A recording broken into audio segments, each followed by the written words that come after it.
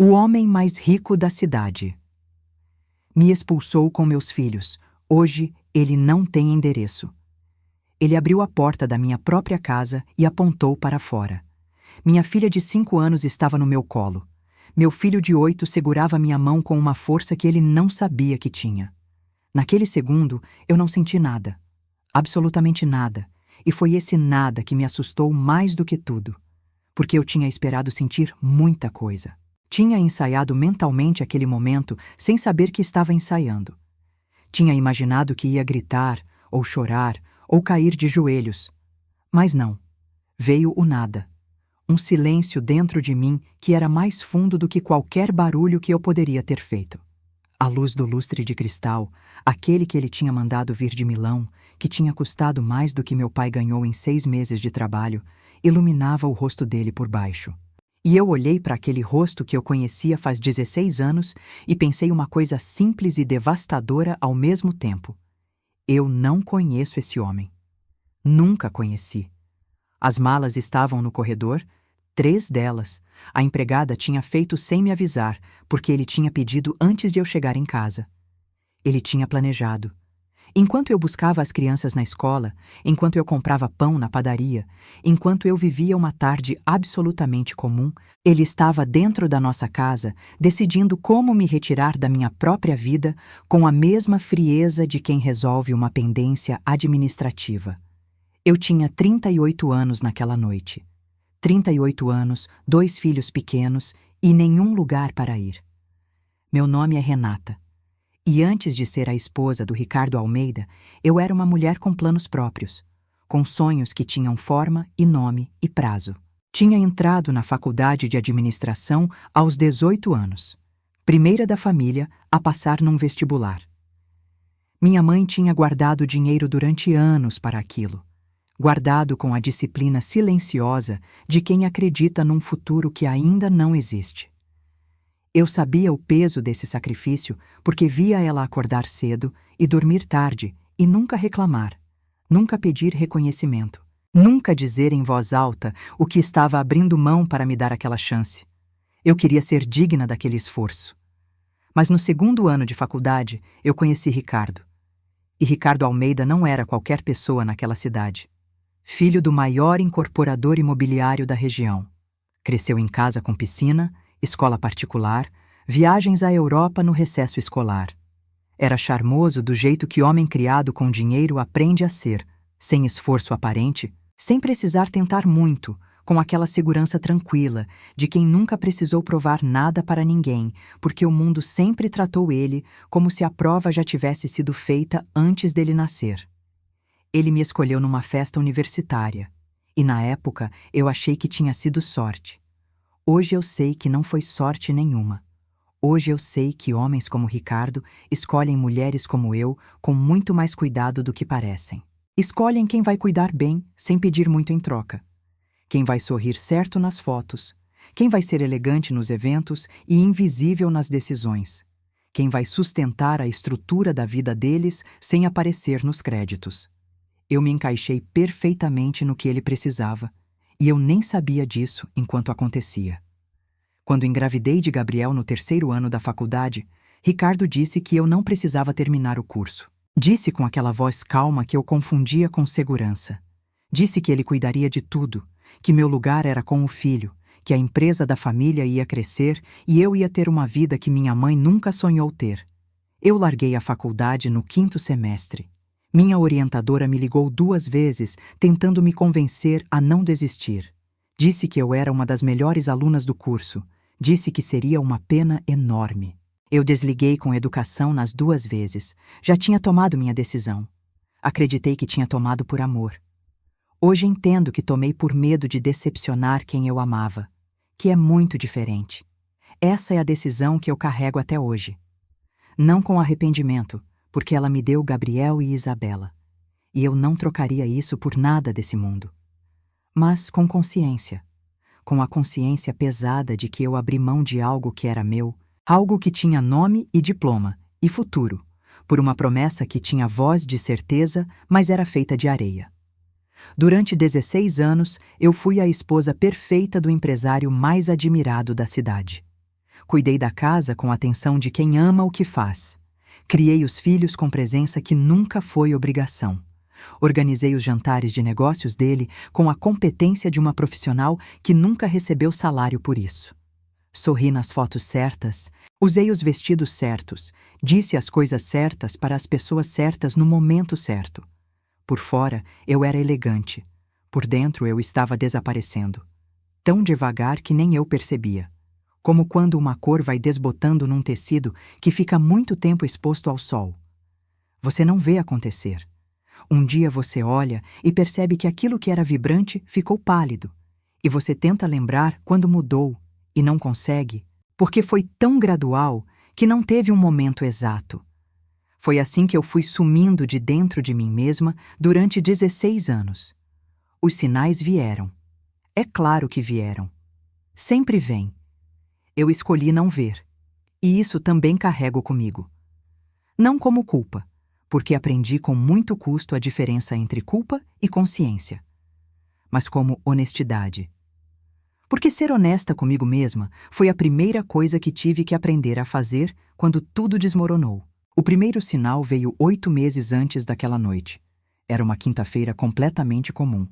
Ricardo chegou do trabalho e foi direto para o banheiro do quarto sem passar pela cozinha. Parece pequeno, parece insignificante, mas em 16 anos de casamento, ele sempre passava pela cozinha primeiro. Sempre pegava um copo d'água. Sempre me contava como tinha sido o dia, nem que fosse em 3 frases, nem que fosse de passagem, mas sempre havia aquele momento de chegada em que ele me via de verdade. Naquela noite ele entrou em casa como quem entra em hotel. Direto para o quarto, celular na mão, sem me cumprimentar, sem me ver. Eu notei.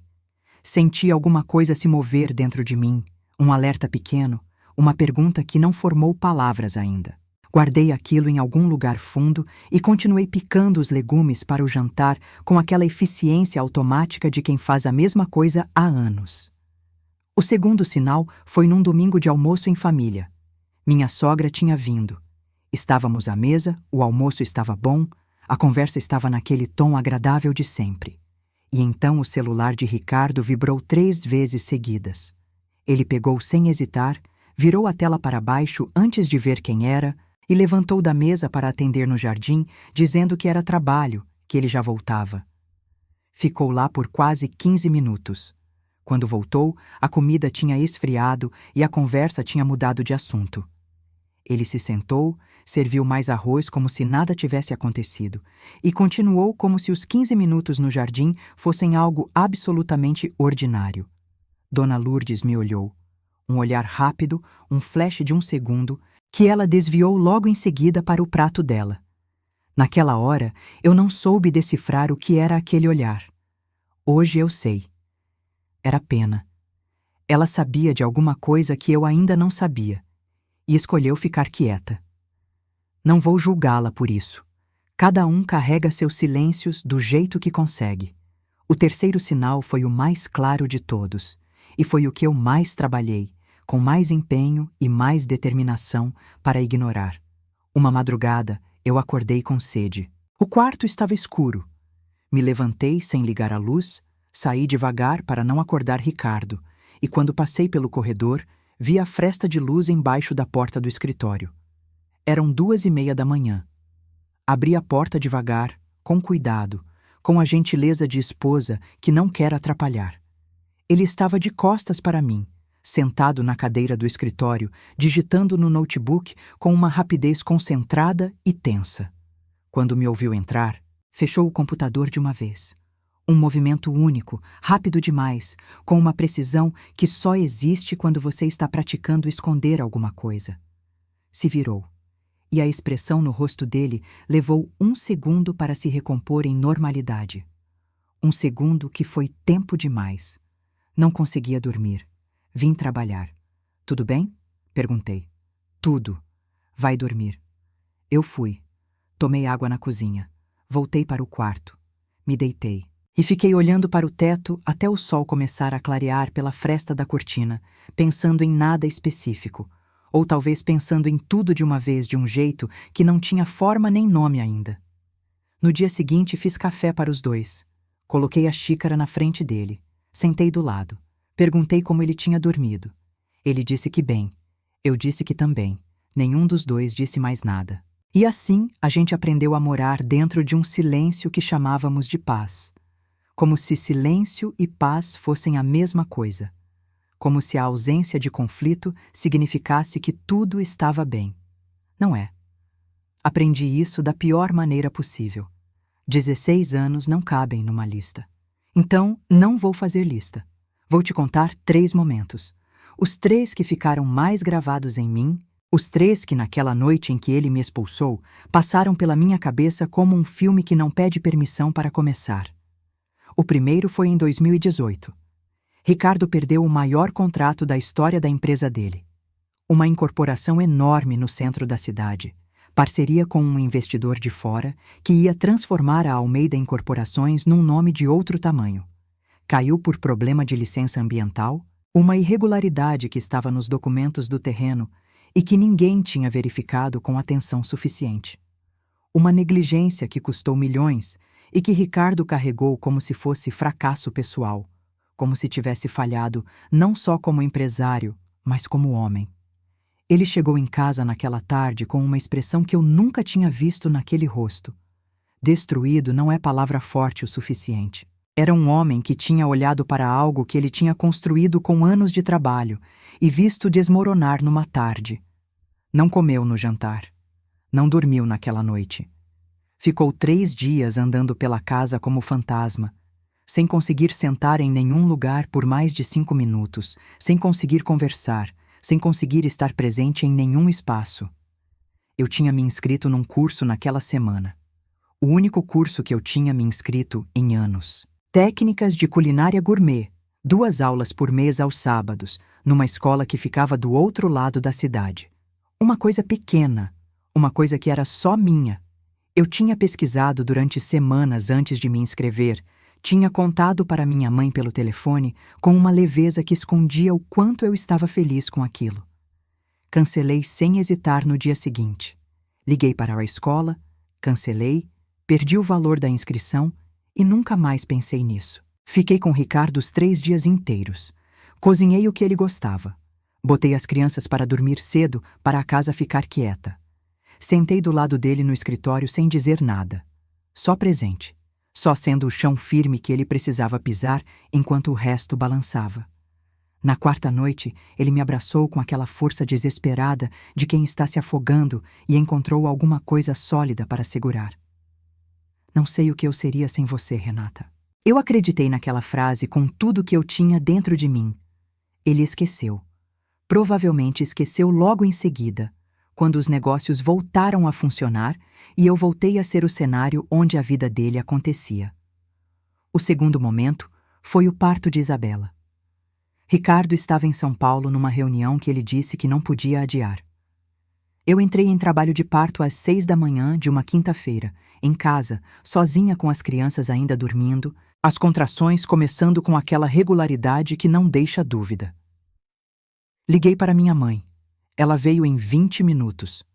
No caminho para a maternidade, passamos na escola para deixar Gabriel, porque eu não queria que ele ficasse sem rotina por causa de mim, porque eu sempre fiz isso. Sempre coloquei a continuidade dos outros na frente do meu próprio momento. Isabela nasceu às 10h40 da manhã. Ricardo chegou às 3 da tarde, com um buquê de flores que estava perfeito demais, sem uma folha amassada, do jeito que flores compradas por alguém que tinha tempo suficiente ficam. Ficou parado na porta do quarto da maternidade, olhando para ela no berço. Ela é linda, igualzinha a você. E eu olhei para ele com um amor que doía físico, que apertava o peito, que era maior do que a mágoa de ter parido sem ele ali. Perdoei a ausência sem que ele tivesse pedido perdão, porque era assim que eu amava, do jeito que não exige recibo, que não guarda conta, que dá e esquece que deu como se dar fosse o suficiente e a generosidade fosse sua própria recompensa. Esse tipo de amor é bonito de ver de fora. Por dentro, é uma armadilha que a gente constrói com as próprias mãos, sem perceber. O terceiro momento foi o colar. Minha avó materna me deixou um colar de ouro quando morreu. Era dela desde antes de casar. Uma corrente fina com um pingente pequeno em forma de peixe que ela usava todo domingo para ir à missa. Não valia muito dinheiro. Valia tudo para mim. Era a única coisa que eu tinha que era completamente minha, que tinha história antes de mim e que eu queria guardar para Isabela um dia. Em 2020, a sobrinha de Ricardo ia fazer 15 anos. A filha do irmão mais velho, festa grande, família toda presente. Ricardo tinha esquecido de separar dinheiro para o presente. Estava no meio de uma negociação importante. Disse que tinha saído da cabeça, que não dava para ir ao banco naquele momento. Eu fui a uma joalheria. Vendi o colar da minha avó. Comprei uma pulseira bonita para a sobrinha. Embrulhei com capricho. Levei para a festa. Sorri em todas as fotos. Fiz parte da celebração como se nada tivesse acontecido naquela manhã. Ricardo nunca ficou sabendo que eu tinha vendido o colar. Eu nunca contei. Guardei aquilo em silêncio no mesmo lugar onde guardava os outros silêncios, as outras renúncias, os outros momentos em que eu tinha dado algo de mim sem que ninguém pedisse e sem que ninguém soubesse. Até aquele lugar ficar cheio demais para guardar mais nada. Quando a gente se conheceu, eu tinha 22 anos e usava o cabelo sempre preso, porque achava que cabelo preso me fazia parecer mais séria. Ele disse na primeira conversa que eu parecia mais velha do que era. Eu perguntei se era elogio. Ele disse que dependia do que eu fosse fazer com isso. E eu ri, porque era uma resposta inteligente e porque eu gostei que ele me desafiou em vez de me bajular. Depois da festa, a gente foi comer numa lanchonete que ficava aberta de madrugada. Eu pedi um sanduíche de queijo. Ele pediu o mesmo e disse que não queria parecer que tinha mais fome do que eu. Ficamos conversando até quase 4 da manhã sem perceber o tempo passando. Ele me contou do pai, da pressão de herdar uma empresa que tinha o nome da família, do peso de ser filho de alguém que construiu algo grande. Eu acreditei que ele era diferente. Acreditei que aquela vulnerabilidade era quem ele era de verdade. Talvez naquela noite ele fosse mesmo. No início do casamento, a gente tinha um ritual de domingo. Café na cama, crianças ainda dormindo, ele com o jornal, eu com algum romance. De vez em quando, um olhava para o outro sem motivo específico. Nenhum dos dois precisava dizer nada. Era apenas estar junto. Daquela forma simples que só existe quando você está bem com alguém, e o bem-estar não precisa ser justificado. Esses domingos foram sumindo tão devagar que eu não percebi quando pararam de existir. Um domingo virou reunião, outro virou viagem, outro virou compromisso de última hora. E quando eu percebi que fazia tempo que a gente não tinha domingo daquele jeito, fazia tempo demais. Eu não tinha diploma, não tinha carreira, não tinha renda própria. Não tinha nada no papel que comprovasse que eu tinha contribuído para aquela vida que a gente tinha construído juntos. Mas eu era a razão pela qual aquela vida funcionava. A razão invisível, sem crédito, sem salário, sem reconhecimento. A argamassa que segurava os tijolos sem aparecer em lugar nenhum. E na noite em que ele apontou para a porta, tudo que eu tinha construído em silêncio e dedicação e sacrifício foi tratado como se não pesasse absolutamente nada. A verdade não chegou como um trovão. Não foi dramática. Não teve música de fundo nem iluminação especial. Chegou como água que entra devagar por uma fresta que você escolhe não tampar, porque tampar significaria admitir que a fresta existe. Primeiro, a fresta. Depois, a inundação.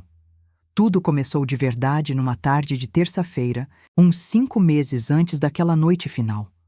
Eu tinha ido buscar o carro de Ricardo na revisão. Ele tinha pedido por mensagem, estava em reunião, não tinha como ir. Peguei as chaves na recepção da concessionária com a naturalidade de quem faz isso há anos. Entrei no carro, coloquei a bolsa no banco do passageiro. E foi quando a bolsa pousou no banco que eu vi. Um lenço. Branco, bordado na borda com um detalhe azul, perfumado de um jeito que ficou no ar do carro como uma declaração. Dobrado com cuidado, mas esquecido ali como só se esquece algo quando você está pensando em outra coisa enquanto sai. Não era meu perfume. Não era meu lenço. Eu nunca na minha vida usei lenço bordado. Fiquei sentada ali com o carro desligado por quase 10 minutos. Olhei para aquele pedaço de pano como se ele fosse me dar uma explicação razoável. Uma história que fizesse sentido, algo que não fosse o que eu sabia que era. Ele não revelou nada diferente. Era um lenço com cheiro de outra mulher dentro do carro do meu marido. Era exatamente o que parecia ser.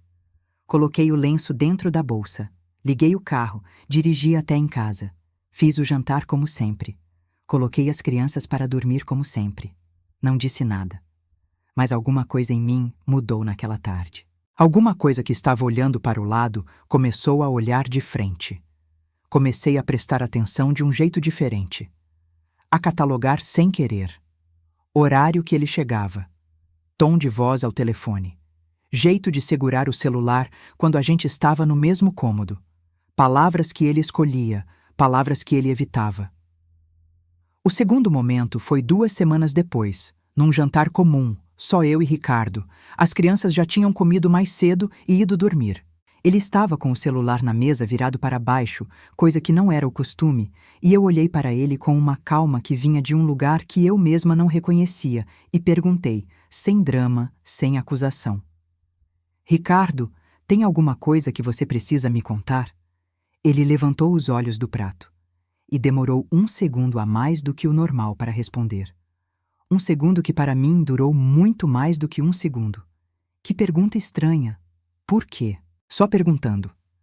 Você tá bem? Estou. Ele voltou para o prato.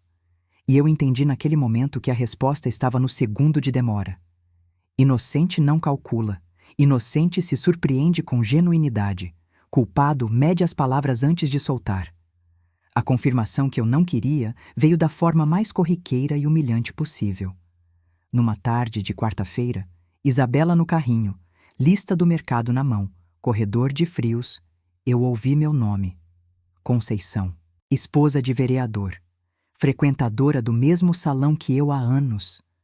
O tipo de mulher que sabe de tudo sobre todo mundo na cidade e distribui essa informação com um sorriso sempre muito doce.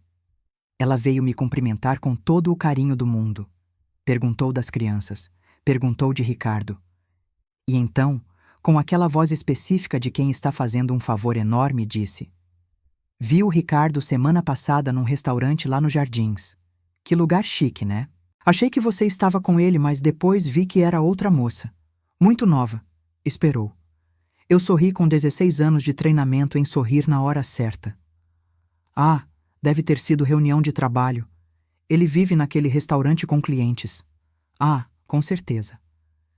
Ela assentiu com aquele olhar de quem sabe que as duas sabemos que eu estava mentindo. Beijo nas crianças, Renata. E foi embora pelo corredor, deixando eu parada naquele chão frio do supermercado, com Isabela me olhando do carrinho, com os olhos grandes de 5 anos que percebem quando alguma coisa mudou no ar ao redor da mãe. Mamãe, o queijo. É, meu amor. O queijo. Peguei o queijo. Terminei a lista.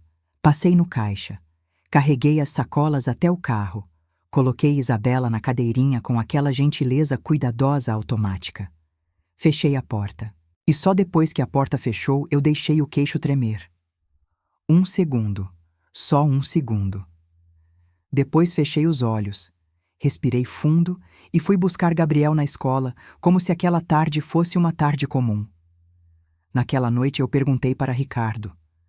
Sentei na beira da cama enquanto ele trocava de roupa e disse, sem elevar a voz, sem dramatizar: Quem é ela?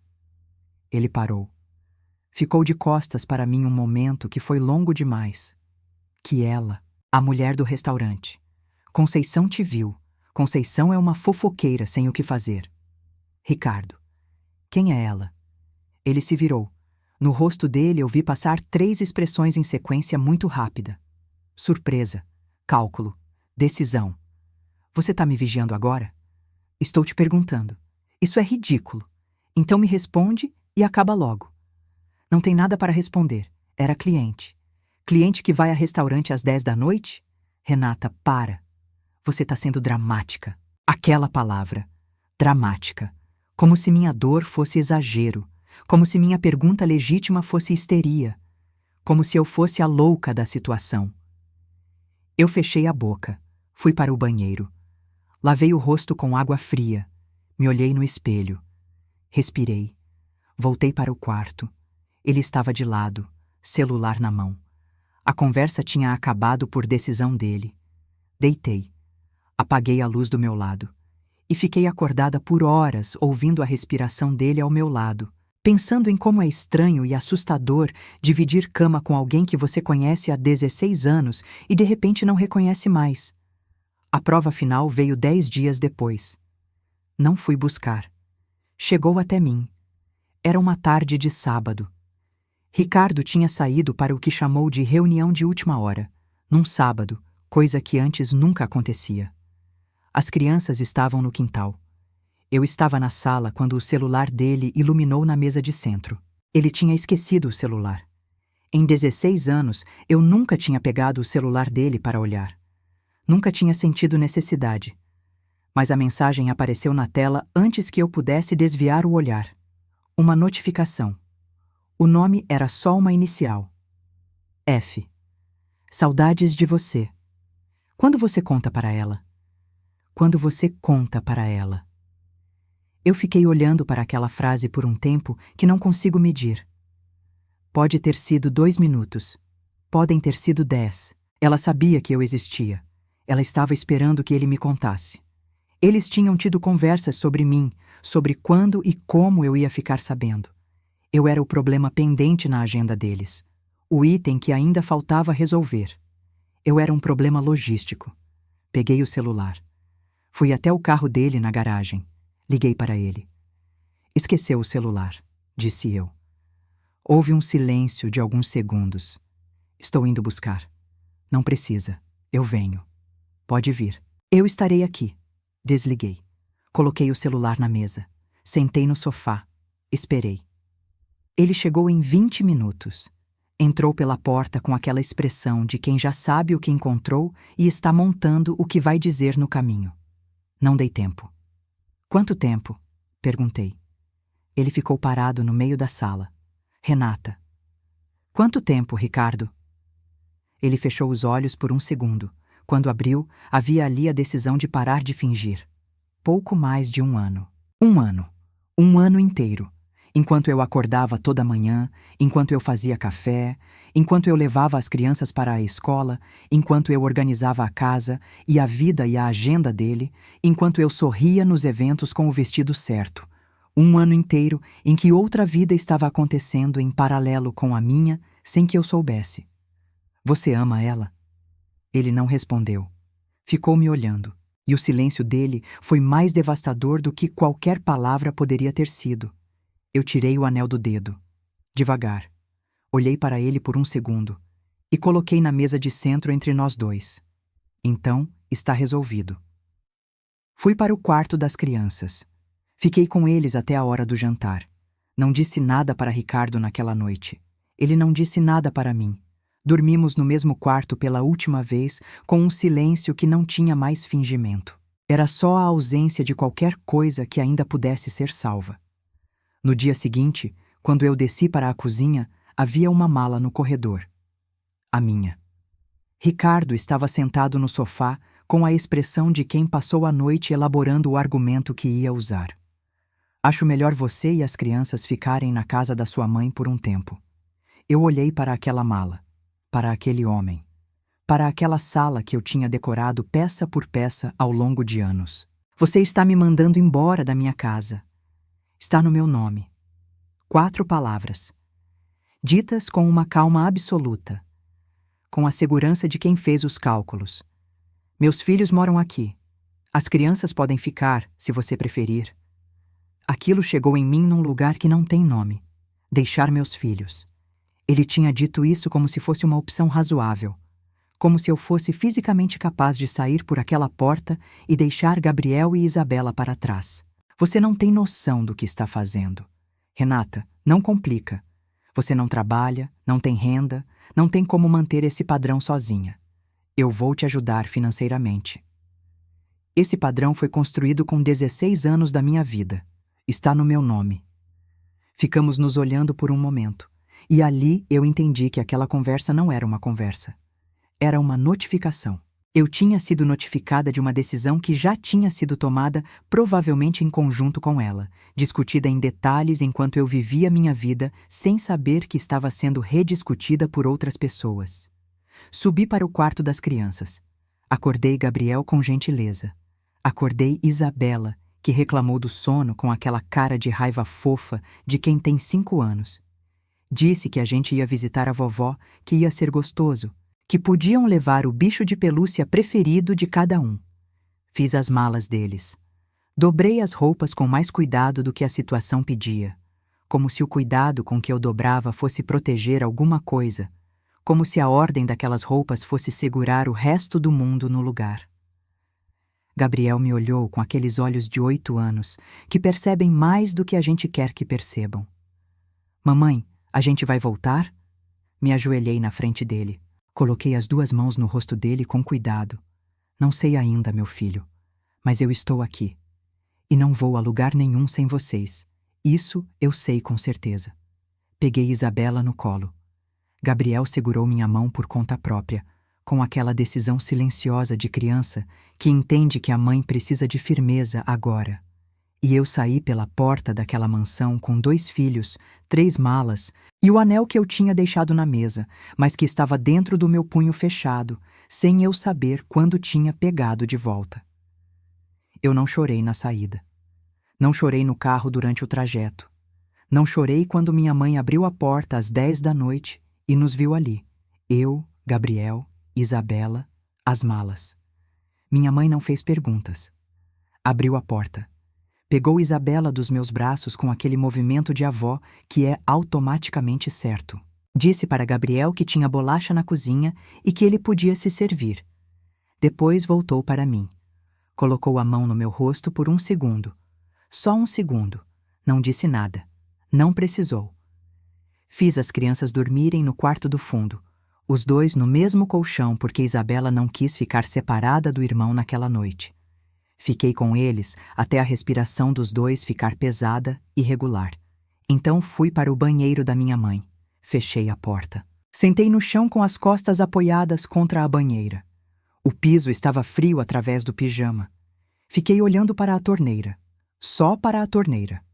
Aquele objeto completamente ordinário que ficava quieto ali sem precisar ser nada mais do que uma torneira. As mãos estavam no colo, abertas, vazias. A respiração estava estranha, curta demais, como se o peito tivesse esquecido quanto espaço tinha para se expandir. Eu pensei em 16 anos.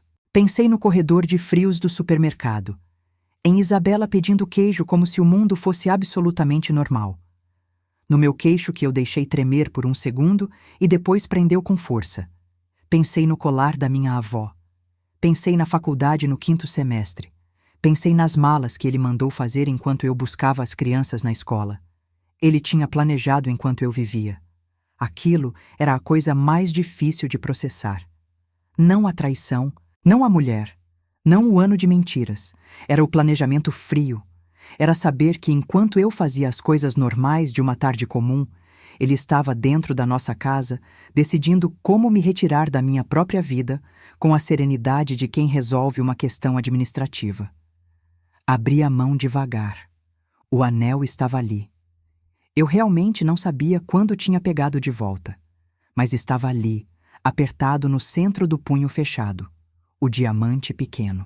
O anel que ele tinha comprado numa joalheria simples quando a gente não tinha dinheiro. A proposta feita numa varanda de restaurante barato, que era o mais caro que ele podia pagar naquele mês. Eu tinha achado o anel mais bonito do mundo naquela noite. Fechei a mão de novo.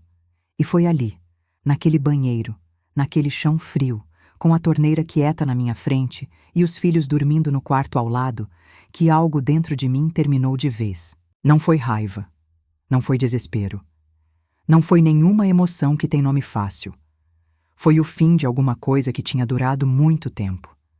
Como quando uma vela apaga. Sem barulho, sem drama, sem aviso. Só a ausência da chama onde antes havia luz. Me levantei do chão. Lavei o rosto com água fria, devagar, com atenção. Me olhei no espelho. 38 anos. olhos que tinham visto muita coisa naquela noite, cabelo que precisava de lavagem, sem anel no dedo, mas de pé. Naquela noite, de pé era suficiente. Eu preciso ser honesta com você sobre o que veio depois, porque não foi bonito, não foi forte, não foi o tipo de história que você conta com orgulho numa tarde qualquer. Foi feio. Foi exaustivo de um jeito que eu não tinha vocabulário para descrever, porque nunca tinha estado exausta daquela forma antes. Era uma exaustão que ficava nos ossos, que não passava com sono, que estava presente mesmo quando eu estava fisicamente parada. A primeira semana, eu mal comi. Minha mãe fazia prato, colocava na minha frente, ficava perto sem fazer pressão. Eu movimentava o garfo.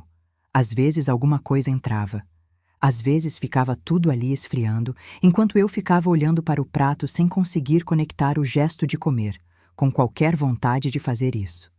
De noite, eu não dormia de verdade. Ficava naquele estado de meio sono, onde os pensamentos continuam girando, mas o corpo está pesado demais para se levantar. Acordava às 3 da manhã. Às 4. Ficava ouvindo a respiração das crianças no quarto ao lado, como se ouvir aquela respiração regular fosse a única coisa que me mantinha ancorada a alguma razão de continuar. Como eu ia pagar a escola deles? Como eu ia explicar para Gabriel o que tinha acontecido sem destruir a imagem que ele tinha do pai? Como eu ia olhar para Isabela daqui a 20 anos? Numa madrugada de quarta-feira, eu me levantei, fui para a cozinha, sentei na cadeira e fiquei ali sem conseguir fazer nada, além de existir naquele espaço por mais de 2 horas. Quando o sol começou a entrar pela janela da cozinha, aquela luz da manhã que entra de lado e pega no tampo da mesa, eu ainda estava sentada ali. E aquela luz, aquela coisa completamente simples e ordinária, me fez chorar pela primeira vez desde que eu tinha saído de casa. Não foi um choro bonito. Foi um choro feio, fundo, que veio do estômago, que assustou minha mãe quando ela levantou e me encontrou assim. Ela não disse nada. Puxou uma cadeira. Sentou do meu lado. Ficou ali. A vergonha veio na 2ª semana. Gabriel precisava de material para um projeto escolar. Papel cartão, tinta, pincel, as coisas básicas de projeto de criança. R$ 20 no máximo. Eu abri a carteira. Tinha R$ 11 e moedas. Fui até o quarto da minha mãe com aqueles R$ 11 na mão como se fossem uma confissão envergonhada. Ela abriu a gaveta sem perguntar nada e me deu uma nota de R$ 50. Fica com o troco. Eu não consegui agradecer direito. Fui para o banheiro segurar o choro por um segundo. Numa vida inteira em que eu nunca tinha precisado contar o que tinha na carteira antes de gastar. Numa vida em que eu organizava jantares para 30 pessoas sem olhar para o preço. E agora estava pedindo R$ 50 emprestado para a minha própria mãe para comprar papel cartão para o filho. Fui buscar Gabriel na escola naquele dia. Havia uma mãe do grupo que eu conhecia dos eventos da associação comercial, e ela me viu no portão e veio com aquele sorriso específico de quem já ouviu tudo. Renata! Nossa, soube da situação. Que difícil, né? Como você tá? Eu sorri. Disse que estava bem. Disse que as coisas acontecem na vida. Ela colocou a mão no meu braço com uma expressão de pena que era tão pesada e tão bem intencionada, ao mesmo tempo que eu não soube o que fazer com ela. Peguei Gabriel pela mão. Fui embora devagar. Entrei no carro, fechei a porta e fiquei olhando para frente por alguns minutos sem conseguir ligar o motor. Gabriel do banco de trás. Mamãe, você tá bem? Estou, filho. Vamos em casa? A casa da vovó. É, a casa da vovó. A dúvida veio na 3ª semana. E foi a mais traiçoeira de todas, porque chegou no momento em que eu estava mais cansada, quando a resistência estava mais baixa. Era quase meia-noite. Isabela tinha acordado com febre, 38,2. Nada preocupante, mas o suficiente para ela querer colo e chorar com aquele choro específico de criança doente que parte qualquer mãe. Fiquei com ela por quase 1 hora, remédio, pano frio na testa, cantarolar baixinho até ela fechar os olhos de novo. Quando voltei para o meu quarto e me sentei na beira da cama, o pensamento veio sem pedir licença. E se ele tiver razão? E se eu realmente não conseguir fazer isso, sem diploma, sem experiência de mercado comprovada, o que eu tenho para oferecer ao mundo fora daquele casamento? Quem vai me contratar? Para quê? E se as crianças ficassem melhor com ele? Com a estrutura que ele pode dar, com a escola boa que eu não tenho como pagar, com o plano de saúde, com a estabilidade que eu não tenho condições de oferecer agora. Fiquei com esses pensamentos por horas. Deixei eles ocuparem todo o espaço da madrugada. Às 2 da manhã, o celular vibrou na mesinha. Era Ricardo. Renata. Posso ir ver as crianças amanhã? A gente podia conversar depois. Fiquei olhando para aquela mensagem por 20 minutos inteiros, com o polegar parado em cima da tela, tão perto do teclado. Ele queria conversar, depois das malas planejadas, depois de estar no meu nome dito com aquela calma cirúrgica, depois de um ano inteiro de mentira. Eu queria digitar sim. Vou ser honesta porque você merece honestidade. Eu queria muito digitar sim. Não porque queria ele de volta. Não era isso. Era porque eu estava exausta de uma forma que não cabe em palavras. Era porque aquela cama era pequena e cheirava diferente e eu queria dormir num lugar que fosse meu. Era porque ser forte de madrugada, quando a filha está com febre, é completamente diferente de ser forte nos filmes, onde a música ajuda e a câmera escolhe o ângulo certo.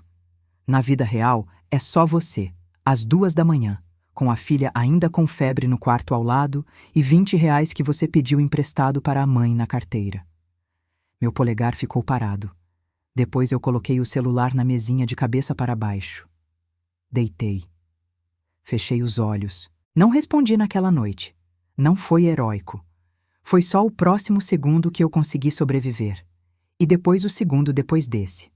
E quando amanheceu, eu ainda estava ali, ainda capaz de fazer café para as crianças. Minha amiga Cláudia apareceu na 4ª semana com um bolo de laranja feito em casa. Sentou na minha frente na mesa da cozinha da minha mãe com aquela expressão de quem quer ajudar, mas não sabe exatamente como. Você precisa de alguma coisa? Posso fazer alguma coisa? Não sei. Quer conversar? Não sei. Ela ficou quieta por um momento. Depois disse com aquela objetividade de quem decidiu ser útil da maneira que sabe. Você precisa de um advogado bom. Meu cunhado conhece uma advogada especialista em direito de família. Ela é boa de verdade. Posso pedir o contato? Era o máximo que ela sabia oferecer. E era exatamente o que eu precisava. Pode pedir. Ela assentiu. Cortou 2 pedaços de bolo. Ficou sentada comigo até eu comer o meu. Às vezes o apoio não vem na forma certa. Às vezes é tosco e imperfeito e não diz as coisas certas. Mas fica. Fica sentado na cadeira enquanto você come o bolo. E isso é mais do que muita gente consegue fazer. Foi numa manhã de segunda-feira. Absolutamente comum. Sem nada de especial no ar. As crianças tinham ido para a escola. Minha mãe tinha saído mais cedo. A casa estava quieta com aquela quietude que parece maior quando você está sozinha dentro dela. Eu estava sentada na beira da cama, olhando para a parede, quando percebi que não sabia há quantos dias o cabelo estava sujo. Tentei lembrar. Não consegui. Fiquei sentada mais um tempo. Depois me levantei. Fui para o banheiro. Abri o chuveiro. Entrei. Lavei o cabelo com aquela atenção concentrada de quem está fazendo algo que importa. Porque importava. Naquele dia, naquele momento, lavar o cabelo era o ato mais importante que existia para mim. Pequeno para qualquer pessoa de fora. Enorme para quem estava dentro. Quando saí e fui me olhar no espelho enquanto penteava o cabelo molhado, tive um pensamento que chegou sem dramatismo, como uma observação simples. Eu ainda sou eu, 38 anos. Olhos que tinham visto muita coisa. Cabelo limpo era pouco. Era o suficiente para o próximo passo. 3 dias depois, liguei para a advogada. Minha voz tremeu nos primeiros 30 segundos da ligação. Depois firmou. Falei sobre os 16 anos, sobre o apartamento que estava no nome dele, mas que tinha sido comprado com dinheiro que circulava pelo casamento. Sobre o dinheiro que passou pelas minhas mãos durante anos sem ter meu nome em lugar nenhum. sobre a mansão, sobre os filhos, sobre o que eu havia contribuído de formas que não tinham recibo, mas que tinham acontecido com toda a realidade do mundo. A doutora Fernanda ficou em silêncio um momento quando eu terminei. Depois disse: Senhora Renata, a senhora tem muito mais direito do que imagina. Eu pedi para ela repetir. Muito mais direito do que imagina. Vamos marcar uma reunião ainda essa semana? Marquei. 2 semanas depois, assinei o primeiro documento no cartório. A mão estava fria, estava firme. 1 mês depois, vi um anúncio numa vitrine do shopping enquanto passava com as crianças numa tarde de sábado. Loja Quinta do Vale. Vinhos e experiências gastronômicas. Procura-se vendedora. Boa apresentação. Interesse em vinhos. Entrei. A gerente se chamava Sônia. 50 e poucos anos, olhos que avaliavam rápido, mas sem maldade. Cabelo curto que ela claramente não perdia tempo arrumando. Me perguntou minha experiência. Eu disse a verdade. Sem experiência formal de trabalho registrada. 16 anos cuidando de casa e filhos e organizando a vida social de um empresário de médio porte. Sabia de vinho o suficiente para ter opinião própria e aprender o resto rápido. Sabia receber pessoas, identificar o que cada pessoa precisava, criar uma experiência que deixava quem chegava querendo voltar. Ela me olhou por um momento demorado. O tipo de olhar que está lendo alguma coisa que não está escrita em nenhum currículo. Você começa na segunda. 3 meses de experiência. Depois a gente conversa sobre o contrato. Saí da loja e fui até um banco no corredor do shopping. Sentei, respirei fundo. Gabriel me olhou. Você conseguiu, mamãe? Consegui, filho. Isabela bateu palmas sem saber exatamente o que, mas bateu com convicção. No dia em que percebi que estava bem de verdade, eu estava reorganizando uma prateleira de Malbec argentino numa terça-feira à tarde. Música baixa ao fundo. Luz quente nas garrafas. A tarde tranquila, do jeito que tardes de semana, numa loja de vinho às vezes ficam. E eu estava cantarolando. Percebi de repente. Parei. Fiquei me ouvindo por um segundo. Estava cantarolando sem perceber. Sorri para a prateleira como se ela fosse uma pessoa que merecia saber daquele momento. E voltei a cantarolar. Ele entrou numa quinta-feira à tarde. Eu o vi antes que ele me visse. Isso já dizia alguma coisa sobre quem eu estava me tornando. Uma pessoa que voltou a notar as coisas ao redor. Terno cor de chumbo bem cortado. Relógio simples, mas claramente bom. Cabelo levemente grisalho nas têmporas, aquele tipo de grisalho que não é descuido, é escolha. Jeito de andar de quem sabe que o espaço ao redor dele é dele sem precisar demarcá-lo. Uns 40 e poucos anos. Olhos que percorreram as prateleiras com o conhecimento real de quem entende o que está procurando. Não a performance de quem quer parecer que entende. Me aproximei com o passo profissional que eu tinha desenvolvido nos últimos 2 meses. Boa tarde. Posso ajudar? Ele se virou. E quando me olhou, foi um olhar que parou. Não de forma invasiva, de uma forma que era quase o oposto. Era a forma de olhar de quem encontra algo que merece atenção e decide dar essa atenção antes de falar qualquer coisa. Boa tarde. Sorriu com uma calma que não tinha arrogância nem esforço. Estou procurando um Bordeaux para um jantar importante. Algo que diga alguma coisa sem precisar gritar. Eu entendi a metáfora imediatamente e gostei dela de verdade. Tenho exatamente o que você procura. Conduzi pela adega. Falei sobre o Pomerol que eu tinha em mente para ele, uma safra que tinha estrutura e elegância sem ostentação, que abria devagar ao longo da noite e ficava melhor à medida que o jantar avançava. Ele ouviu de um jeito que eu não estava acostumada a receber, sem montar a próxima frase enquanto eu falava, sem olhar para o relógio. Presente de uma forma que é mais rara do que parece. Você fala de vinho como quem tem uma relação pessoal com ele. Talvez tenha. Respondi sem calcular. Aprendi que as melhores coisas precisam de tempo para abrir. Ele me olhou com aquele olhar que parava. Preciso concordar com isso. Comprou 2 garrafas do Pomerol e uma terceira que eu sugeri quase de improviso, um branco português que tinha me surpreendido quando provei na semana anterior. Ele aceitou sem hesitar, com a confiança de quem está confiando no julgamento de outra pessoa e se sente bem com isso. Quando saiu, Sônia apareceu do escritório com uma expressão divertida. Sabe quem é esse? Não. Felipe Monteiro. Grupo Monteiro. Hotel 5 estrelas aqui na cidade, vinícola própria no sul, resort no litoral. Fez uma pausa proposital. Solteiro. Relacionamento longo que terminou faz uns 2 anos. Desde então, nada. Voltei para a prateleira que estava organizando. Bom para ele. Sônia riu e voltou para o escritório. Ele voltou na quinta seguinte, no mesmo horário, dessa vez sem pretexto de jantar importante, com um tempo que parecia calculado para coincidir com o horário em que eu estaria lá. Ficamos 40 minutos encostados no balcão conversando. Sobre o Pomerol, disse que tinha sido perfeito para o jantar. Sobre a vinícola da família dele no sul, que ele visitava todo mês com uma regularidade que era ritual mais do que obrigação. Sobre como aprendeu a gostar de vinho com o avô, numa tradição de domingo, que ele descreveu com uma ternura discreta e genuína. Ele não falou de dinheiro, não falou de empresa, não falou de conquistas, não usou nenhuma das ferramentas que homens com recursos às vezes usam para preencher conversa quando não sabem bem como ser simplesmente uma pessoa. Falou de coisas que eram dele de verdade. Na saída, parado na porta, se virou. Você aceitaria tomar um café comigo algum dia? Olhei para ele. Pensei no processo ainda correndo, nas crianças, na vida que ainda estava sendo reconstruída peça por peça. Em tudo que eu ainda estava carregando, que não cabia na bolsa, mas que eu levava comigo para todo lugar. Talvez. Deixa eu pensar.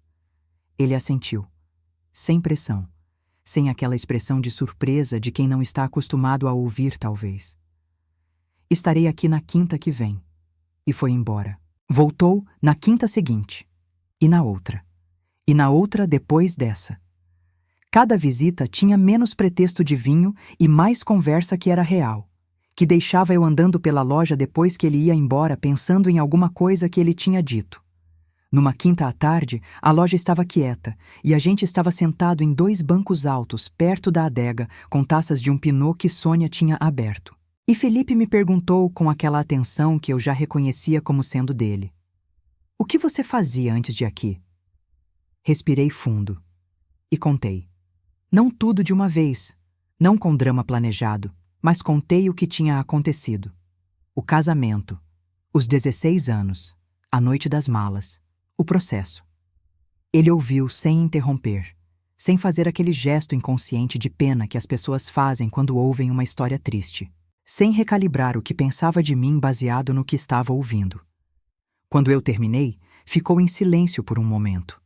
Depois disse: Você sabe o que me impressiona em você? Eu esperei o elogio genérico que as pessoas dão quando não sabem o que dizer. Você não tem raiva, você tem clareza. São coisas muito diferentes. A maioria das pessoas nessa situação vira raiva.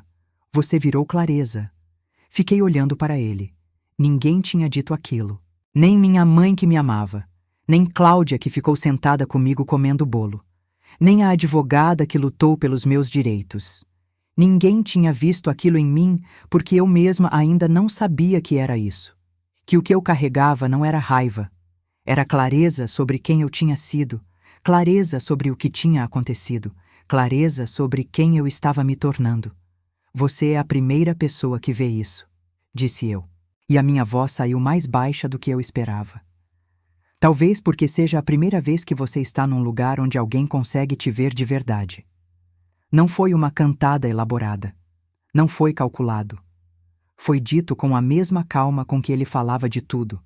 A calma de quem está observando algo verdadeiro e escolhe nomeá-lo em voz alta porque seria uma pena não fazer isso. Eu não soube o que dizer. Então não disse nada. Tomei um gole do pinot. E pela primeira vez em muito, muito tempo, o silêncio com outra pessoa não pesou. O processo durou 8 meses. Ricardo tentou de tudo. Primeiro negou que o apartamento tinha sido adquirido com recursos do casamento. A doutora Fernanda tinha documentação que dizia o contrário. Depois tentou minimizar minha contribuição durante 16 anos como se cuidar de casa e filhos e organizar a vida social de um empresário não fosse trabalho que tivesse valor econômico mensurável. A doutora Fernanda tinha argumentos, precedentes e uma paciência com ele que eu admirei de longe. Fez uma proposta de acordo que era uma ofensa calculada. Recusamos. Fez outra proposta levemente menos ofensiva. Recusamos também. A partilha saiu numa manhã de março. Eu estava no escritório esperando quando a doutora Fernanda me ligou. A mansão seria avaliada e colocada à venda. Metade do valor líquido era meu, reconhecida pelo juiz como contribuição indireta ao patrimônio ao longo de 16 anos de casamento. O apartamento que Ricardo tinha comprado durante o casamento entrou integralmente na partilha. A pensão alimentícia para Gabriel e Isabela foi fixada num valor que garantia escola, plano de saúde e estabilidade. Fiquei sentada em silêncio no escritório por 1 minuto inteiro. A doutora Fernanda disse: "Você lutou muito por isso, Renata. Cada centavo era seu por direito." Assinei os documentos com a mão que estava firme. O que aconteceu com Ricardo depois disso, eu soube pelos fragmentos que circulam quando uma cidade é pequena o suficiente para não guardar segredo por muito tempo. A incorporadora tinha dado os primeiros sinais de problema ainda enquanto o processo corria. Uma obra embargada no interior por irregularidade documental, coisa que estava no contrato e que ninguém tinha revisado porque ele estava distraído, estava dividido, estava com a cabeça em outro lugar. Um sócio importante que saiu levando 2 contratos e a confiança de 3 clientes grandes. O banco que não renovou a principal linha de crédito porque os números não fechavam mais do jeito que fechavam antes. Fernanda, a mulher por quem ele me tinha expulsado, foi embora antes de a empresa chegar ao fundo. Isso me contou Patrícia, sua irmã, que finalmente tinha escolhido ficar do meu lado depois de um período de indecisão que eu entendo. Patrícia disse que não acreditava que tivesse sido tão previsível. Eu acreditava. Sempre soube como esse tipo de história termina. A incorporadora foi a leilão em setembro. Soube por uma nota pequena num site de notícias da cidade. Almeida Incorporações, leilão judicial. Um nome que eu tinha carregado como sobrenome durante 16 anos, reduzido a 2 palavras numa nota que quase ninguém leu. 1 mês depois, soube pela cidade, que não guarda segredo, que Ricardo estava morando num apartamento de 2 quartos, alugado num bairro que ficava longe do condomínio onde a mansão tinha sido, que estava trabalhando como consultor autônomo para uma construtora pequena, que o carro tinha mudado 3 vezes para baixo em menos de 1 ano. O homem mais rico da cidade não tinha mais endereço fixo próprio. Numa degustação fechada que a loja organizou num hotel da cidade, um evento que Sônia tinha começado a me incluir na organização porque descobriu que eu fazia aquilo com uma naturalidade que demorou para ela entender de onde vinha, mas que estava em mim desde sempre. Eu estava de preto, cabelo solto, conversando com um grupo de clientes com uma desenvoltura que às vezes ainda me surpreendia quando eu me ouvia fazendo. Felipe estava do outro lado do salão. Ele tinha começado a aparecer nos eventos da loja não como cliente, mas como presença. Uma presença que eu tinha aprendido a reconhecer pelo jeito específico que o espaço ao redor dele ficava quando ele estava num lugar. Eu estava no meio de uma explicação sobre 2 rótulos para um casal que estava escolhendo vinho para o jantar de aniversário deles, quando vi Ricardo entrar pela porta lateral do salão. Veio de terno, tentando parecer o que costumava ser. Mas eu aprendi a enxergar além do que as roupas dizem. E o que eu vi era um homem que tinha perdido o chão e ainda não tinha encontrado onde pisar de novo. Ele me viu. Parou. Eu terminei minha explicação para o casal com calma. Peguei minha taça do balcão. Me virei levemente na direção dele. Não para provocar, não para intimidar, só para ser vista, só para que ele pudesse ver o que tinha decidido dispensar naquela noite das malas. Felipe se aproximou de forma natural, ficou ao meu lado, disse baixinho algo sobre o vinho que estava servindo que me fez rir. Eu ri. De verdade. Não para Ricardo ver. Porque era engraçado e eu estava bem, e rir era a coisa mais natural do mundo naquele momento. Ricardo ficou no salão talvez 3 minutos. Depois foi embora pela mesma porta lateral por onde tinha entrado. Eu não senti alegria. Não senti triunfo. Não senti a satisfação de vingança que às vezes eu tinha imaginado sentir. Senti encerramento. Como quando você termina um livro muito difícil. Você não comemora, você fecha, coloca na prateleira e vai escolher o próximo. Semanas depois, numa quinta-feira que tinha virado um ritual que eu gostava, Felipe entrou na loja e foi direto ao ponto. Você pensou no café? Pensei muito. E? Olhei para ele. Pensei em tudo que tinha vindo antes daquele momento. Em cada parte feia e cansativa e necessária do caminho. E pensei que nada daquilo tinha me quebrado. Tinha me reorganizado, me devolvido para mim mesma de uma forma diferente, mais honesta, mais inteira. Eu acho que estou pronta. Ele sorriu. Aquele sorriso calmo que não precisava ganhar nada. Então, na sexta, tem um lugar com vista para o rio. Café que presta, conversa garantida. Na sexta. Hoje eu acordo numa cama que é minha, num apartamento que cheira ao shampoo das crianças e aos meus livros e ao café que eu faço na hora que tenho vontade, com as cortinas que eu escolhi e a bagunça que é da minha conta e o silêncio que ficou leve, que não pesa mais, que não esconde nada. Gabriel tem 9 anos e faz perguntas sobre tudo. Sobre o universo, sobre por que o vinho tem aquela cor, sobre o que eu sentia quando saí de casa com as malas. Para essa última, eu disse a verdade.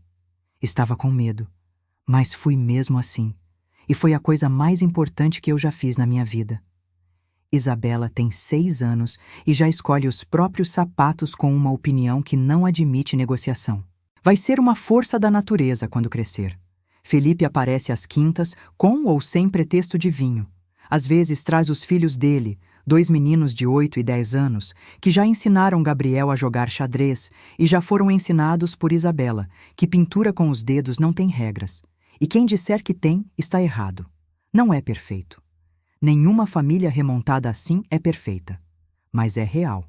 E real é infinitamente melhor do que perfeito. Ontem à noite a gente estava na varanda com uma taça do Pinot que eu tinha trazido da loja. Silêncio bom. O tipo que não precisa ser preenchido com nada. Ele me olhou e disse: Você sabe que eu fui à loja naquela primeira quinta porque um amigo tinha elogiado o vinho de lá, né? Sei. Não sabia que ia encontrar você. Tomei um gole do vinho. Eu também não sabia que ia estar lá para ser encontrada. Não foi rápido. Não foi sem dor. Não foi o roteiro que eu teria escolhido para a minha vida aos 38 anos se alguém tivesse me perguntado. Mas foi meu. Cada passo feio, cada madrugada na cadeira da cozinha, cada documento assinado com a mão fria, cada prateleira organizada com o coração ainda se remontando peça por peça. Foi completamente meu. E hoje eu olho para frente sem precisar olhar para trás. Se você já esteve nesse lugar escuro, onde parecia que não tinha saída, e encontrou o caminho de volta do jeito que era possível para você, do jeito torto e imperfeito e real que foi o seu jeito, me conta nos comentários. Eu quero saber como você fez. De verdade.